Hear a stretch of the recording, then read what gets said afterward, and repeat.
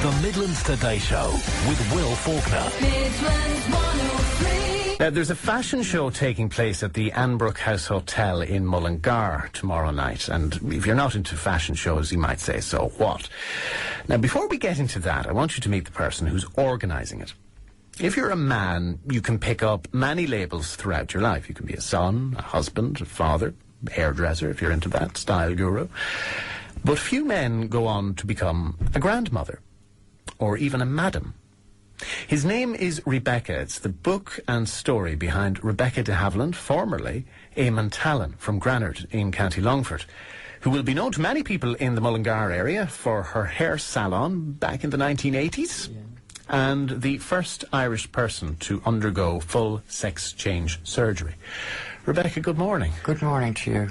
By the way, if you know the way people talk about David Norris's sex life and ask him questions that they wouldn't dream of asking anybody else, if I do that, you have my full permission to slap me, okay, if I ask anything. I have a long arm. You have a long arm, yes.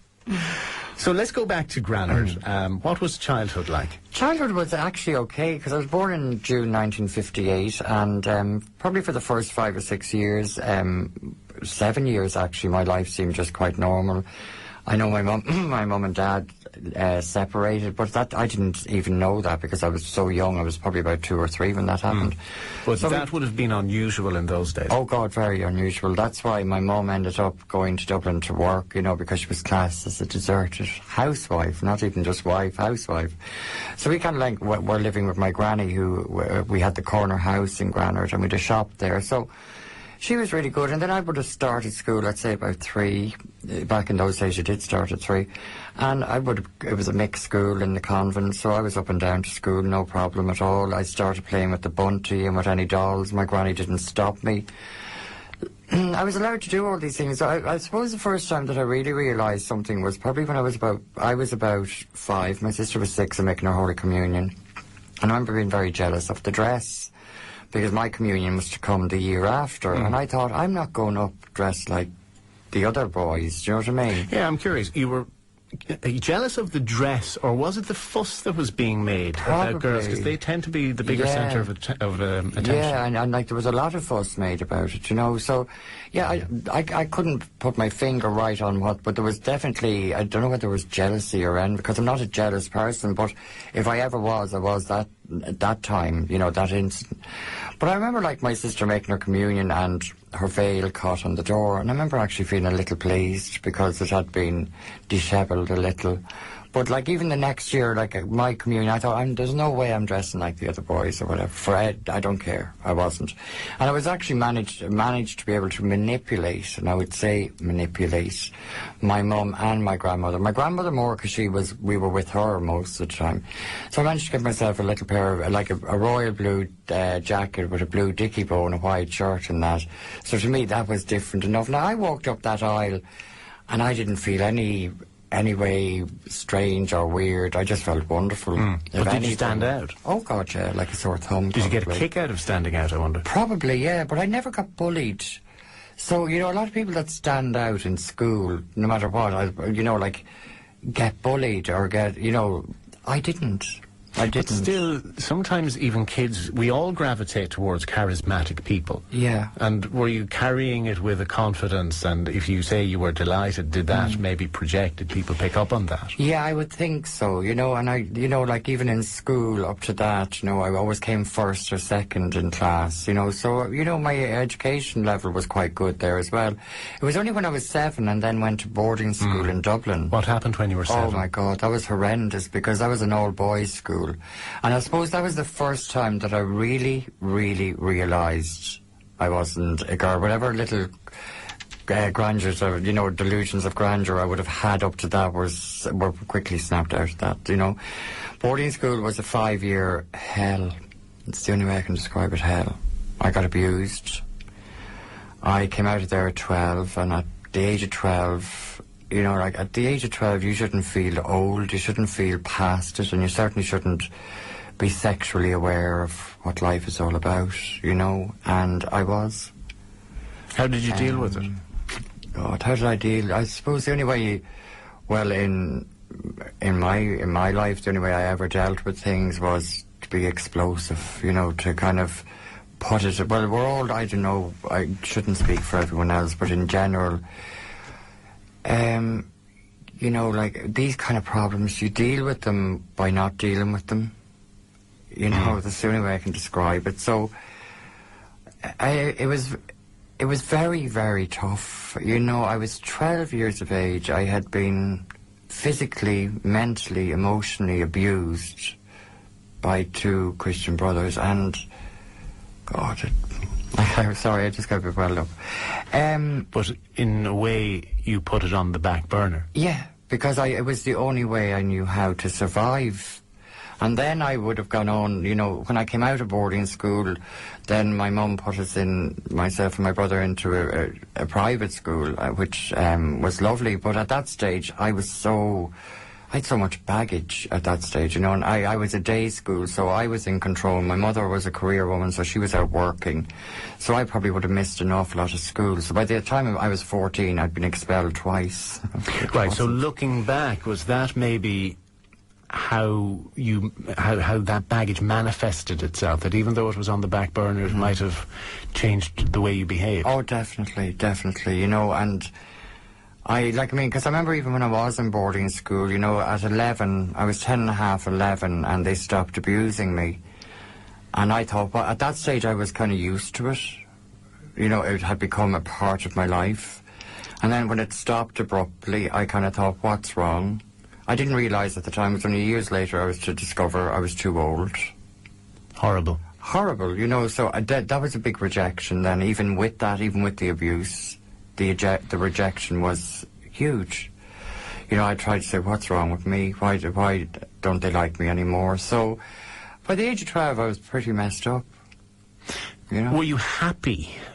Not necessarily at that time, but you know, through your teenage years, in dealing with that, did it consume all of your thoughts, or were you able to get on with life? I was able to get on with life very well. I think I was always a great actress in that sense, you know. And then the 70s brought an amazing fashion, for want of a better word, you know.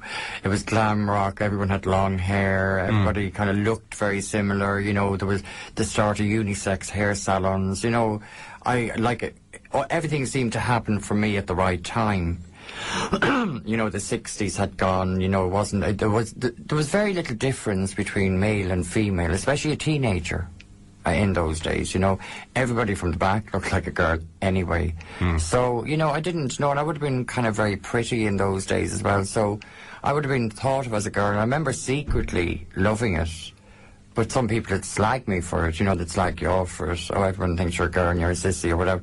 And I'd say, stop that. But inside, it felt comfortable, inwardly. And what about relationships, though? Because you were attracted, or at least women were attracted to you, maybe is a better way of putting it. Yeah, and I don't want to go into that story too much, because that's the one story that everybody seems to go into. Yes, I did, because society dictates to you about getting married and all this and having a relationship, and I did, and I got married, but I thought all these things were going to fix me.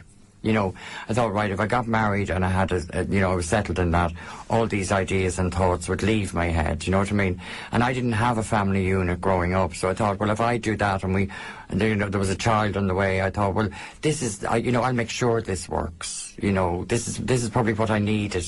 You were doing it because you thought it was the done thing, rather than necessarily being what you wanted. Then. Yeah, exactly, yeah.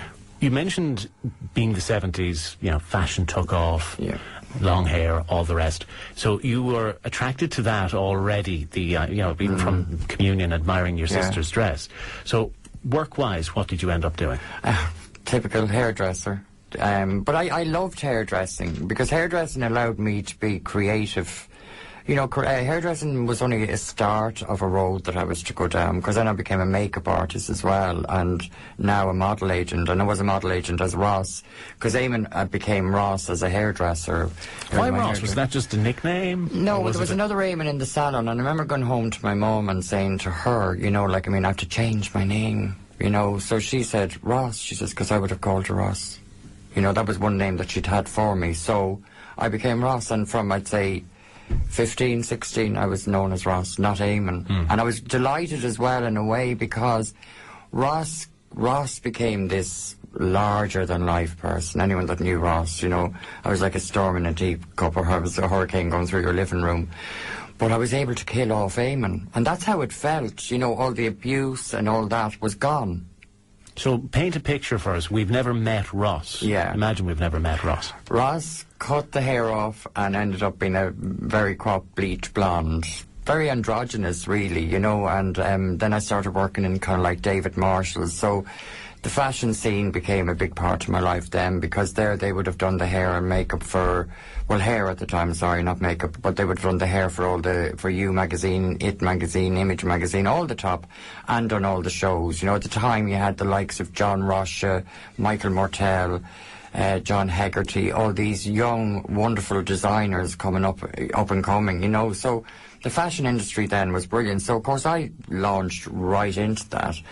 But with all these things, good things that were happening, in the back of my head, you know, Rebecca was always in the back of my head, you know. And then I remember actually I wanted to open a salon, and I wanted to open it kind of near home, where I'm from, Granard. And I didn't know that Granard, didn't think at the time, probably, because I'd already had a salon there. I thought Mullingar, because it's kind of like halfway. Yeah, so, and it's a bigger town and a bigger market. Yeah, much bigger. And it was about, I think, 1984. And my mum, fair play to her, she actually put the money up for it, and I opened a salon, and it was known as Ross Elliott's, and it was in Patrick Street.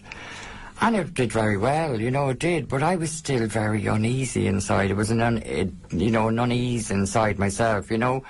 And I knew I was good at hairdressing. Everybody else knew I was good at hairdressing, but it wasn't. None of these things were fixing anything. So I don't know how long I actually lasted in Mullingar. But I'd say a good year and a half, maybe 2 years, you know. And then it was back to Dublin. But you were very accomplished in Dublin. Yes. You know, career-wise, things really couldn't have been better. They couldn't have. No, not at all. Because then after I left Mullingar, I went back to Dublin for a short period, and then went back to London again, where I learned makeup. Where makeup was the big thing, like if you're on a photo shoot, it was hair and makeup being done. So I was in London then for about 18 months and returned to Dublin. And when I returned to Dublin, I was probably Ireland's first hair and makeup artist, do you know what I mean, where they did both. So I became very, very successful at that, doing Eurovisions and all that. And I opened a model agency because I was with model agents as a makeup artist on hair. I just found them very hard to pay. So anyway, I decided to open my own agency, which was Talon Models at the time. It did extremely well. You know, it kind of shot to the top within kind of 6 months, 9 months. But then with all that, you know, I was always a high achiever anyway, but with all that came more pressure, because the more well-known I became, the harder it was to even ditch Ross and try and become Rebecca, because at this stage, I would have known that I could have gender reassignment. I looked in, and we didn't have Google, you know, we had goggles, not Google, you know. So how did you educate yourself on that? Trips to London and meeting up with people, and then I would have started hormone replacement therapy for transgender people, but it was all black market stuff. I went to a doctor here, and he wanted to lock me up. So all the stuff I was getting was black market stuff. So it drove my head crazy. But you didn't arrive at this point, Rebecca, without, you know, labouring on it, mulling it over. Presumably did your mother have any influence in that? Not really. I think, you see, my family just always, you know, I went from Eamon to Ross to whatever, you know, and that was fine, because they just thought I was just artistic, you know what I mean, and all that. But I think when it actually came down to it, and people realised, my family realised I was going to have a sex change, for the want of a better word. I hate that word, but that's what everybody... What do you call it? Gender reassignment, you know, because it is, you know. And... you know, I think they would have been fine if the press hadn't torn me to shreds. You know, they built me up to be the golden boy and then knocked me to be some sort of trash, you know, and it was very hard to take. Very hard to take on board, especially when I was in a very vulnerable place in my head, you know, and I was dealing with something that nobody in this country had dealt with. What age were you at the time? I was 28, 29 at that stage, do you know what I mean? And I was 30, going on 31. I was just 31 when I had my operation. And were you able to take the papers and put them to one side and ignore them, or did they get in on you? No, I could ignore them, but my family couldn't, because they had young children. They were living in Granard and they were going to school. They were getting slagged off. I was living in London at this stage. You know, so whatever the papers were writing about me... You were away from it all. I was away from it all. So, like, those children got slagged because you were doing what you were doing. Yeah. How did you feel about that? Like, did you feel that time, Ireland was very unforgiving? Yeah, at time, I suppose at the time, I didn't let it, sadly I didn't. That's where I kind of like was wrong. The more the press wrote bad about me, the more I gave them. I retaliated, do you know what I mean? I was the rebel with a cause, not without a cause. But I didn't realise the damage it was doing to my family. I didn't. Genuinely didn't. I genuinely didn't. It's only now kind of back living in Granard myself, and I'm living in a lovely semi-detached house in a lovely little cul-de-sac, and I don't know that I'd like any of my family coming down being outrageous, and disturbing my peace, and I don't know, age is a great, I'm 53 now, I was 27 and 28 then. I didn't know my head from my ass in many ways, and it was just, it was a very confusing time. And when you're a pioneer, when you're the first doing something as radical as what I was doing, I couldn't walk out. I couldn't walk out the door without, I couldn't go anywhere. But here's what puzzles me. Like, we have our impression of small town Ireland being very closed-minded. But you found more acceptance in Granard. Yeah, absolutely. Small little town in County Longford than you did in the capital, in Dublin. I don't know why, but I did. But maybe the people knew me from a child. But then again, I've just come back to Mullingar here. I haven't been in Mullingar for years. You know what I mean? I'm going around the shops because we're doing the show and it's all local shops doing it. And people are going, oh, Rebecca, I bought your book. I love, and all that. So, I think people in the country are a lot more acceptance. I don't think they're I don't know what it is, but I know it's there. But I think after the operation, I don't know, was it visually that you wanted to change? Or like I'm curious, did you look in the mirror, for instance, or what was it where was the point that you were satisfied it had been worthwhile? When my main operation was done, even though I probably would have still looked not masculine, I don't think I ever really looked like masculine, but I still would have looked male, let's say. And I still had some facial hair that had to be dealt with, and I still wouldn't have had my breasts done at that stage. So, but for me, if it had ended there even, that would have been enough. It would have been suffice, because the main thing was done. After that came the image kind of thing, you know what I mean? And being in the fashion industry and everything, I wanted to look like this, and I had my own individual. But there again, you had a 29, 30-year-old person, we'll call it, that was learning. Even though I would have styled women, I would have styled models and all, but all of a sudden you're left with this yourself to do with. So, of course, I was running around for a couple of years. I looked like a recycled teenager, you know what I mean? Too much hair, too much makeup. I mean, I never went anywhere unless I was in killer heels, and they were killing, and skirts too short, tops too low. The whole... Like, it's okay to see a 14 or 15-year-old, you say, well, they'll grow out of it. But I had to go through that. Yeah, but I'm noticing the pattern, even from when you were at the communion, having the blue outfit on and standing out. Yeah. Is that part of the same thinking that you wanted to stand out a little bit? Probably, or it probably had become part and parcel of my life. People will still say to me, geez, you look really well, and and to me, like, I'm today in loafers and, and all that. And it's just like, I will still stand out, no matter what I kind of put on, you know what I mean? But is it intentional? No. Was it at the time? No, I don't think so. I would have thought, like, even when I was dressing, I would have thought, well, everybody else is dressing like that. I probably had, at that stage when I became Rebecca, had lost all fashion sense whatsoever that I would have been used to having as a boy, that I, thank God, have gotten back now. But there were crazy years. Like, I'd say the first decade of me being Rebecca was very explosive. You should have been very happy because you've gotten what you wanted. Yeah, and I've been asked that question, and that's been said to me quite a number of times. Yes, I should have been very happy, but I was happy with the physical result. But at that stage, people, you're going back to, 1989, people, even in the UK, treated you like a freak, it was... you only fit into a certain society of people, and there so happen to be nightclub people, or people living on the edge, or off the edge, or trying to get on the edge. But it was, you know, you wouldn't sit and have a cup of tea with somebody that lived in Wimbledon. Do you know, I'm just using that as an example. I had gotten into, you know, that twilight world where I thought and was made feel that that was always for me. You know, forget about being, you know, you're a hairdresser, you're a makeup artist, you're a model agent. That's all gone. Yeah, but it's not necessarily a healthy lifestyle. No, it was very unhealthy. What was your relationship like with drugs and alcohol at that point? At that point, actually, you know, I didn't start drinking until I was about 26, 27. And my serious drinking, like when I really discovered that I had a problem with drink, I was probably late 30s. You know, but even then I was still able to function. But I would have started to have dabbled a lot in drugs and that, you know, and it was just like you'd go to a night, like Stringfellows accepted all us transsexual people. He thought we were wonderful, so we had model membership, so we'd go in there, and it would really be champagne, cocaine, or whatever was going. You know, and I was just naive, and I would just go, if everybody else was doing it, well then, that's when I would have fit in. Yeah, so it started just as a matter of course, those were the circles you were in, rather than you started taking drugs because you were unhappy or had issues to deal with.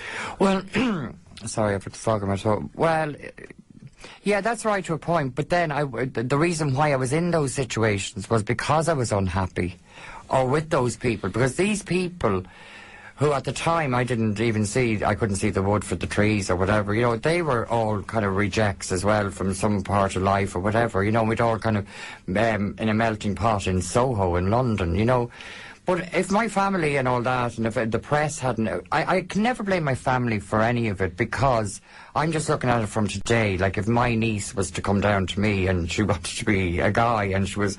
I would be horrified in the sense of how she did it. I don't ever regret what I've done. I do regret how I executed it afterwards, or how society left me no option but to go that road. How bad did your dependence on drink? Oh, it got very bad, very bad. It would have been about 2000. I realised I had a drink problem, really bad drink problem, 1999 going into 2000. Was there a moment that triggered it off? Yeah, I don't know. No, I think it was a slow build, because at that stage I was mixing between alcohol and drugs, and then I thought I have got to stop drugs, because being Irish I didn't think there was anything, you know, everybody drinks. So I didn't think, you know, hey, sure, you know, I wouldn't be normal if I didn't drink, you know, but this drug thing I have to kick. So I kicked the drug thing, and then it was when I kicked the drug thing that I realised that I had a drink problem, because whatever drugs I was taking kept me kind of sober. You know, I wasn't falling down drunk, and I remembered everything the next day, so it was none of that. So it was about 2000, and then that's when I came home first to Ireland as Rebecca. You know, so it was kind of like, it was a bittersweet moment. I thought, I'm going to come down to Granard, and my sister was living there, and she says, no, come down. So, but I think everybody was very kind of, they'd seen me in papers, they'd seen all the explosive stuff. Arrived back in Granard in 2000, January 2001, I think it was, 2001. Yeah, I think it was 2001. It's exactly 10 years ago anyway. And all people were saying to me, oh, it's great to see you, and you always gave us the best haircut or whatever. So that's how I kind of, my hair, going back to early days, my hair cutting and makeup seemed to open doors again for me. So I opened a little salon in Granard on the main street, and I was doing really well there. And did you give up drinking altogether, or did you have the odd tipple every now and then? No, that's when I realised in 2001 that I really had a serious drink problem, because I couldn't get up and go into work and cut hair unless I had a double or treble vodka to straighten myself. Now, then I would work till 10 o'clock at night or whatever, and then straight over to whatever pubs would let me in, and I'd be drinking. So that was whatever pubs would let you in? I mean, well, no, they'd let me in, but like, I mean, whatever pubs would be open, because it'd be 10:30 or 11. But there was never a case of you going to a pub and them saying, no, you can't come in? No, well, not in Granard anyway. I did have, you know, but then I would have been not served drink in pubs, because I would have got up and danced on tables and everything. I mean, you were mad. Yeah. So you woke up, you had a drink. You went to bed, you had a drink. Yeah. But what it did, you see, it wasn't just the drink. What alcohol did for me was it numbed everything. It numbed pain. It was the only thing that did numb pain. I didn't drink to enjoy it. I didn't drink to be a party animal. I drank because I was in so much internal pain. And if I drank, it disappeared for whatever length of time. But then when I would stop drinking, the pain. So I thought, well, I'll continue drinking. The Midlands Today Show with Will Faulkner. Midlands 103. Rebecca De Havalland is our guest in studio, author of His Name is Rebecca. And it's a very hard story to recap on, but broadly speaking, you've come back from London. You've discovered that you have a bit of an alcohol problem because you're drinking, getting up in the morning, you're drinking last thing at night. One thing we neglected to mention at this point would be your personal life, in that your relationships. And I know you don't want to dwell on them, but you had one marriage as Ross, well, legally Eamon, yes, and two as Rebecca. So what were they like? How did they play into your alcohol problems? Well, they, I think you are what you eat kind of thing as well. And around that time, the people I was hanging around with too were kind of in a very similar situation to me, and you kind of attract what you're giving out as well. So my first husband was very abusive, and I mean, he was Brazilian. But I was very, very much, I thought at the time very much in love with him, and I thought, you know, I have to stick with this man because this is the best I'm going to get, you know, in my situation and in my life, you know. Did you have a confidence issue? Yeah, huge. At that stage, yeah. I would have gone from being a very confident Ross to a very insecure, very, very insecure person as Rebecca. So I kind of ended up marrying the guy. We had at that stage. We even then with the UK, we would have had to go to Amsterdam to get married because it was still classed as same-sex marriage. So we did that and came back. But my life was to be hell, you know, complete hell. I got badly beaten up numerous times. I tried to leave him loads of times and always managed to get me back and would tell me, sure, who else would want you? So I was a very low ebb about myself, you know. I would have had a very low opinion of myself. And at that stage, by that time too, a lot of people would have had a low opinion of me too, because even when I drank, I was loud, I was boisterous, I was in your face. You know, you didn't really want to be around me unless you were in the same state yourself. And even then, I was the one that wanted to party the longest. But I think, looking back on it now, I didn't want to stop and have to think about anything. Because I'd had the whole child abuse, I'd had the whole trying to do the normal life, I'd had all of that. I'd been the successful hair and makeup artist, the model agent, everything. But it all sounds so self-destructive, be it the drinking, be it the relationships. Yeah, it was. I'm conscious of the time. How did you break out of that? Let's come back to Granard. Okay. How did things go right at long last? I suppose 4 years ago, actually, in October, I put down drink for the last time. You know what I mean? I was 5.5 stone. I had been on a life support machine. And I realised that this was do or die, literally. And I stopped drinking, and it was very tough for the first couple of months. And then I just thought, I want to do something with my life. I want to get myself back into order. So where I was living in, at this stage, just around in Soho, but I was living just in a really nice area in Soho for a change. And there was a college around the corner, a beauty therapy college called London College of Beauty Therapy. So I went and I signed up there to do a course there. And I did, and then they started to teach me about computers and that. So I was very nervous at first because I didn't really get into it. But I found Facebook, good old Facebook, and I found my sister on it, and we kind of started communicating. And then 2009, June 2009, I came home for the first time. I hadn't been home properly in 6 years at all. People didn't even know whether I was dead or alive. They'd been rumoured I was dead. So I got home. But you did yo-yo an awful lot throughout your life in that you were over and back to London. But I would have predominantly been in London for a good 20 years, you know, predominantly. Like, I would have made efforts to come back to live here. But I was always kind of, you know, people just made it very impossible. Now, I don't know. But that final time, obviously, you were gone long enough for people to start jumping to conclusions. Yeah, because nobody had heard from me, even by phone, you know, so I was 18 months kind of sober when I came home, and I was just walking down Grafton Street and bumped into two guys that I would have known quite well from back in the day. and one of them was Michael Wright, and he was opening this big nightclub, the Wright venue in Swords. So he says, I'd love you to come and work for me and be the face of it. And I thought, no, Michael, it's a round drink and I'm not that long off it. Anyway, the money was so good I couldn't refuse. It's a fairly prestigious place now, Yeah. where all those rich and famous people go to hang out in Dublin, isn't it? Yeah, and then he would have known I'd been pretty well known then as well. So then, I started, doing TV interviews, and then this woman rang me after being on Sybil and Martin's show, This Morning show, and said, have you ever written a book? If you haven't, I'd love you to write one. So that's when I actually met up with her, and she got me kind of like an editor and helped me, because I'd already written memoirs anyway. And then last September, this month last year, my book was published and went into the top 10, and then came number 3 at Joe Duffy's People's Choice, and I thought, this is amazing. So my whole life started to open up again, and I opened my model agency again. So it opened my model agency again, and I just started taking on girls very carefully. I was still very kind of, gently does it.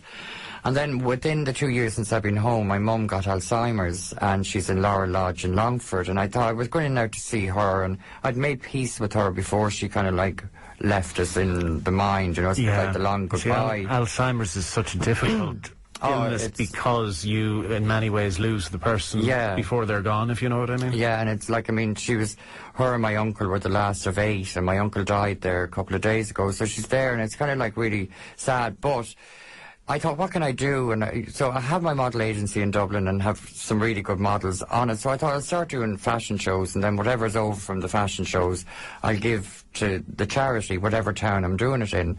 So Longford was really good. I couldn't believe it. There was 300, maybe 400 people there, and I just thought, and these were people that came because I arranged this. Rebecca De Havalland, not Eamon Talon or Ross Talon or whoever people actually started to believe in me again. And then Mullingar was part of my trilogy as well. So, coming down to Mullingar there in the last 2 weeks and going around the shops and people knowing me and remember me fondly, and delighted to have me back in town. And then, Mary McEvoy and Tina Kellegher, they would be very good friends of mine from back in the day. And they've come back on board, and they're doing the show with me, and then I've got Red Hurley's wife as well, Norma doing it, and all of a sudden you think to yourself, well, hold on a second here. You're obviously doing something right. You can see your confidence washing back in. Yeah, and it's just now here I am, and I've, my worries now, will there be enough people here tonight? Will people buy tickets? But Is it tonight or tomorrow night? It's tomorrow night, tomorrow night, and it's just but at the same time, I'm back, I'm back, and I'm back doing what I do best, and I'm happy. That's what I was going to ask you, it's been such a long journey, and it's been very turbulent, and we didn't even get to half of probably the bad stuff that happened. Yeah. Are you happy now? I'm extremely happy now. I'm even doing TV presenting, we'll say, for Kildare TV, and I'm covering Belfast Fashion Week in 2 weeks' time. These are all things that I'm doing as Rebecca, and people know who and what I am. So I couldn't be happier. I could not be happier. And has all the fuss that people made died away now, I think so, yeah, I definitely think so. And I think the great thing that's happened, I wasn't here for the Celtic Tiger, but I think the whole recession thing, I think people have enough other things to be worrying about. They're worrying about what I've done, you know what I mean? Well, you still will have people who you can argue are entitled to their opinion, and their views might be very narrow. Yeah. Would they ever express those views to you? Or would you meet them on the street and they give you the funny look? I don't even get the funny look anymore. So we've come that far forward as a society. Because I would know a funny look if I saw one, and I don't get that anymore. Recently, I don't know who I was walking along the street with. I think it was probably Tina Kellegher, and I wouldn't have seen. We were in Mullingar going around the shops doing fitting, and I just felt quite normal. Do you know what I mean? Now, I wouldn't have seen Tina since I was Ross, and it just all is very normal, and people are genuinely delighted to see me. So no, but I do think that I think my book has helped a lot of people. I think my book has helped a lot of people see, not even my story, anyone's story. I'm not the only one out there that has gender issues, you know what I mean, or has been trapped in the wrong body. I definitely ain't, but I was the first to be publicised with it, So I feel a bit of a duty to people as well, you know, and I would like to be there for anyone that would need help. But I really do think as a country, I think we've really opened up. Well, that's good. Yeah. Like, I remember, I don't know if you're familiar with Alicia Caffrey, used to be Eddie Caffrey from Newbridge once upon a time. I grew up in Newbridge, and that was a big deal in the town at the time, and now nobody pays attention. Exactly. But it's great. But I do hope people now will buy tickets for tomorrow night. And it is for a very worthy cause. It is for the Alzheimer's Society of Westmeath, so whatever proceeds are from this go to there. And like the likes of Tina and Mary modelling in it is a huge bonus as well, you know, and they're doing it for the, you know, it's great to be able to get people like that on board. And the venue is the Annebrook House Hotel, which many people will know there in the middle of Mullingar. That's a lovely hotel, and they've given us their hotel, their room free as well, so I think that's to be commended as well. Rebecca, it has been lovely to meet you. Thank you so much for coming in to us. And you, thank you. Rebecca De Havalland.